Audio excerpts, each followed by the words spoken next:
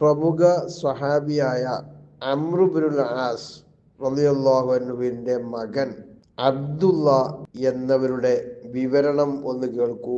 അതായത് എൻ്റെ പിതാവ് ഇടയ്ക്കിടെ പറയുമായിരുന്നു, മരിക്കുന്ന ആളുകൾക്ക് ബുദ്ധിയും നാവും ഉണ്ടായിട്ട് മരണത്തിൻ്റെ അനുഭവം വിവരിച്ചു തരാത്തത് എന്തുകൊണ്ടാണെന്ന് ഞാൻ അത്ഭുതപ്പെടുകയാണ്.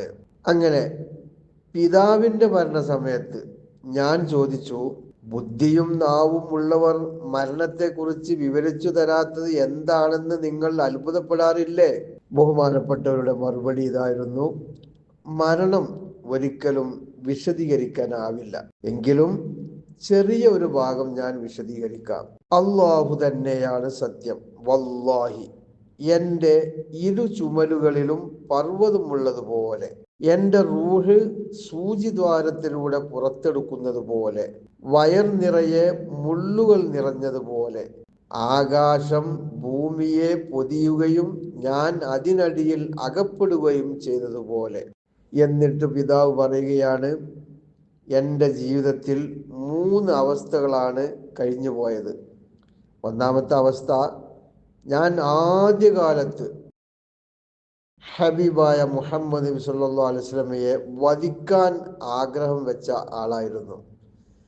ആ സമയത്തെങ്ങാനും ഞാൻ മരിച്ചിരുന്നു എങ്കിൽ എൻ്റെ നഷ്ടം തന്നെ. രണ്ടാമത്തെ എൻ്റെ അവസ്ഥ, ഞാൻ മുസ്ലിമായ ശേഷം എനിക്ക് ഏറ്റവും പ്രിയപ്പെട്ടത് നബി സല്ലല്ലാഹു അലൈഹി വസല്ലമ തങ്ങളായിരുന്നു. യുദ്ധങ്ങളുടെ ചുമതല വരെ എന്നെ ഏൽപ്പിച്ചിട്ടുണ്ടായിരുന്നു. ആ സമയത്ത് ഞാൻ മരിച്ചിരുന്നു എങ്കിൽ എത്ര നന്നായിരുന്നു അല്ലേ? കാരണം നബി സല്ലല്ലാഹു അലൈഹി വസല്ലമ തങ്ങളുടെ നിസ്കാരവും അവരുടെ ദുആയും എനിക്ക് ലഭിക്കുമായിരുന്നല്ലോ. ഇനി എൻ്റെ മൂന്നാമത്തെ അവസ്ഥ, നബി സല്ലല്ലാഹു അലൈഹി വസല്ലമയുടെ കാലശേഷം പിന്നെ ഞാൻ ഭൗതിക ജീവിതത്തിൽ മുഴുകിപ്പോയി. ഇപ്പോൾ അല്ലാഹുവിങ്കൽ എൻ്റെ അവസ്ഥ എന്താണ് എന്ന് എനിക്കറിയുകയില്ല. ചില അനുഗ്രഹങ്ങളുടെ വിലകൾ ചിലർക്ക് മാത്രമേ മനസ്സിലാവുകയുള്ളൂ, അല്ലേ?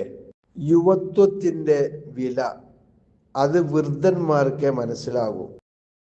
സുഖത്തിൻ്റെ വില പ്രയാസം അനുഭവിക്കുന്നവർക്കേ മനസ്സിലാകൂ. ആരോഗ്യത്തിൻ്റെ വിലയോ രോഗികൾക്കേ മനസ്സിലാകൂ. അതേ പ്രകാരം നാം ഇപ്പോൾ ജീവിച്ചു കൊണ്ടിരിക്കുന്ന ഈ ജീവിതത്തിൻ്റെ വില മരണപ്പെട്ടവർക്ക് മാത്രമേ മനസ്സിലാവൂ. കണ്ണ് പോയാലേ കണ്ണിൻ്റെ വില മനസ്സിലാവുകയുള്ളൂ